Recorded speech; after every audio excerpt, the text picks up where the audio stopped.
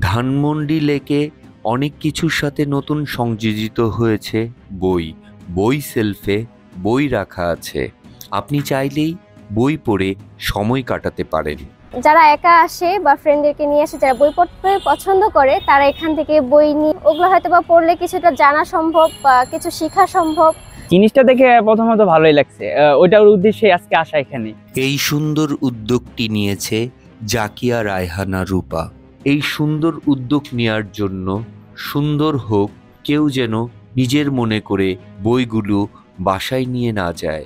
আমি ধানমন্ডি রবীন্দ্র সরোবরে এসেছিলাম। এখানে বই পড়ার একটা স্পট আমি নিউজে দেখেছিলাম এবং বিভিন্ন ফেসবুকে অনেক জায়গায় দেখেছিলাম, এবং উদ্যোগটা খুবই ভালো ছিল। যদি এটা কন্টিনিউ করে ভালো হবে। আসলাম আর কি, ঘুরতে ফিরতে আসছি, তো আসার পর দেখলাম যে বই রাখা আছে। সেই বই থেকে আমরা চাইলে নিয়ে পড়তেও পারবো এবং পড়ে এসে রেখেও দিতে পারবো। মোবাইল, ইন্টারনেট, রিলস আর টিকটকের যুগে বইও থাকুক ধানমন্ডির সবুজ লেকে।